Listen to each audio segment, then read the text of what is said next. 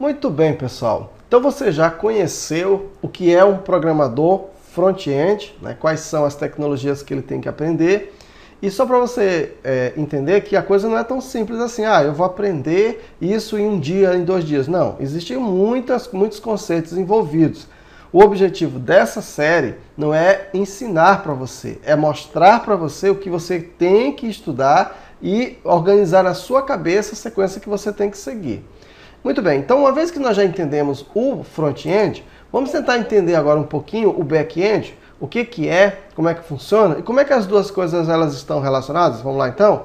Então vamos lá, vamos falar um pouquinho do back-end. A gente já, inclusive, falou anteriormente, o back-end é onde ficam as regras de negócio. É onde acontece o acesso ao banco de dados, é onde você faz a verificação de usuários logados, é onde você faz o envio de e-mail, o upload de imagem, ou seja, todas as tarefas que vão exigir um processamento a nível de servidor. Então a parte do back-end é onde, de fato, o programador web atua. Então quando você diz, eu sou programador web, back-end, então é aqui que você vai atuar. E essa, com certeza, é, nesse processo, a parte mais complexa, tá? É mais demorado o aprendizado e é aqui que a coisa enrola, digamos assim.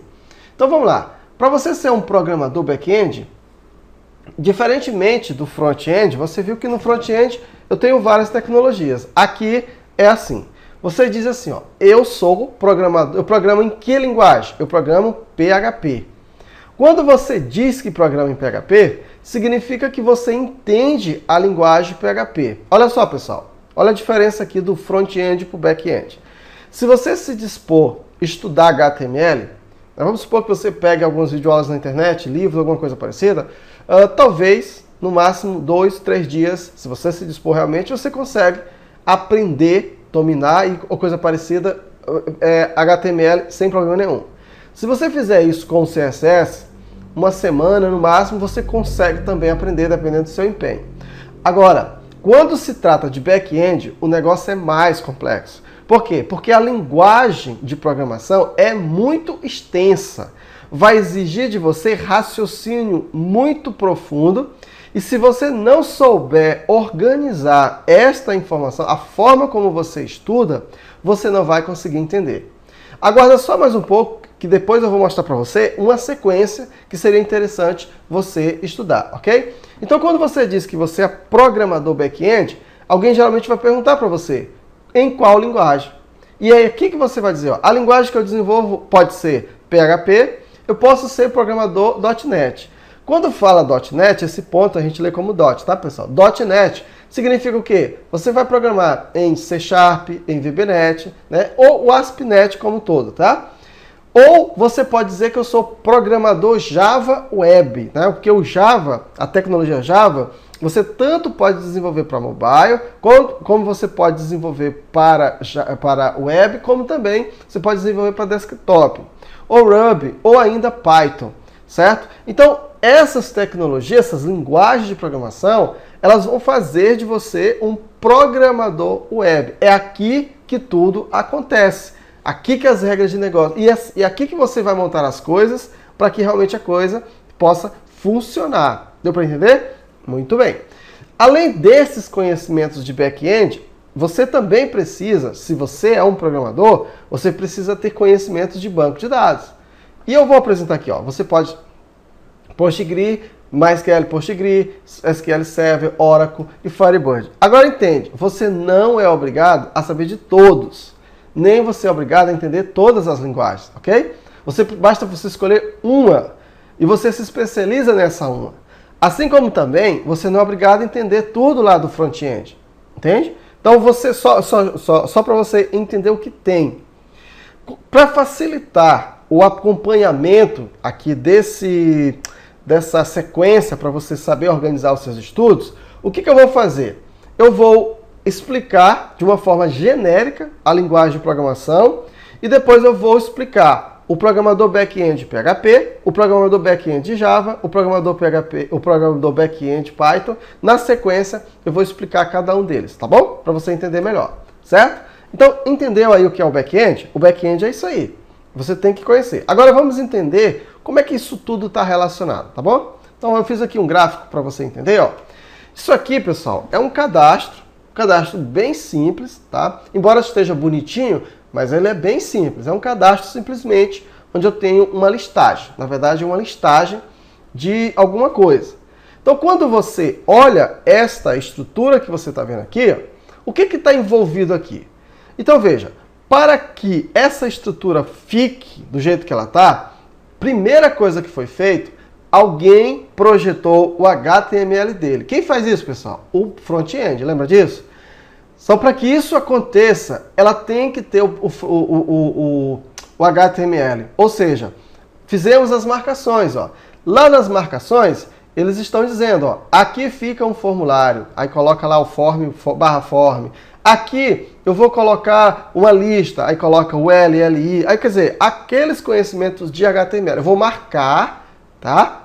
A minha página, o meu arquivo. Vou marcar esse arquivo para que alguém possa programar em cima e trazer as informações que eu preciso, ok?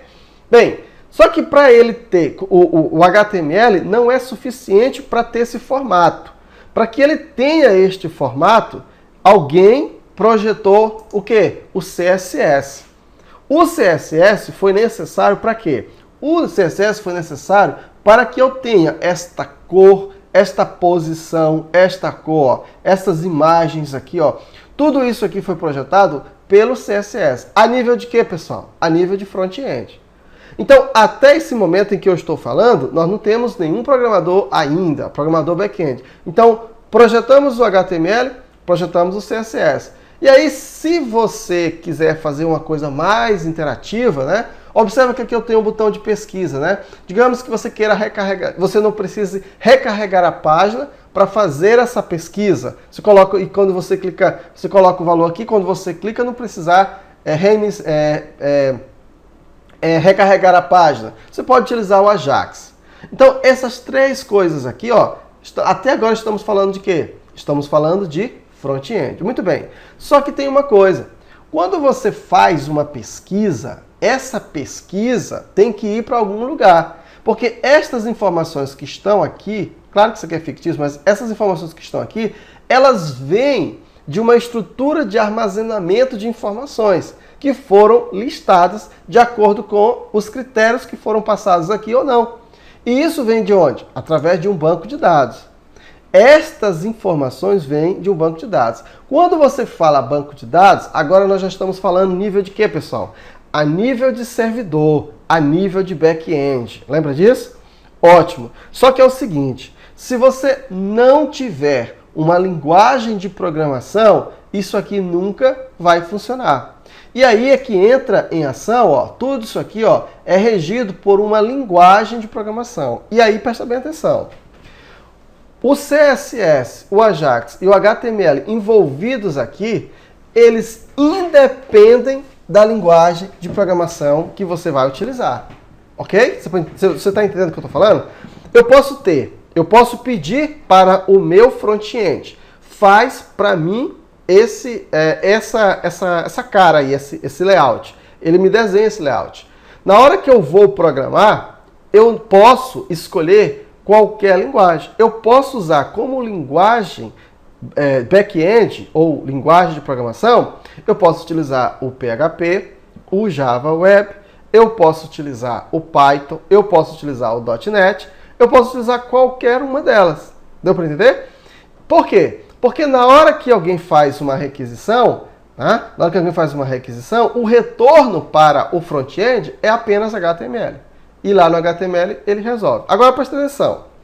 Para que alguém consiga manipular estas informações, mostrar estas informações aqui, isso aqui tudo é feito na linguagem de programação.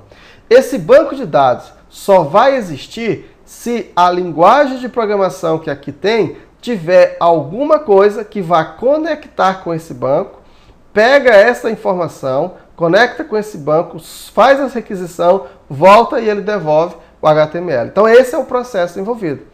Por isso que eu posso ter programadores front-end sem nenhum conhecimento de back-end. Programadores back-end sem nenhum conhecimento de front-end. Ele não precisa ter esse conhecimento. Eu posso, inclusive, ter uma pessoa que projetou o banco de dados e não ter conhecimento de programação. Ele tem conhecimento de banco de dados. Na hora que essas pessoas vão se conversar, eles só têm que seguir um padrão, explicando como foi que a coisa aconteceu, e eles vão se integrar. Mas, geralmente, o programador web, ele tem que ter conhecimento disso aqui tudinho. Ele pode não ser profundo, mas ele tem que ter um conhecimento mínimo para que ele possa fazer isso aqui acontecer.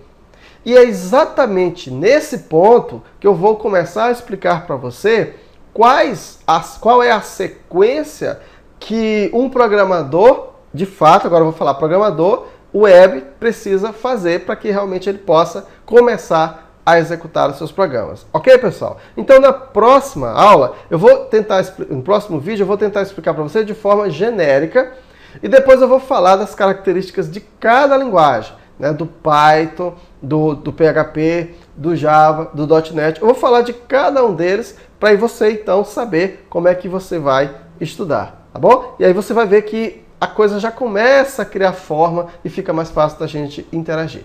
Então até no próximo vídeo e a gente vai lá explicar para você.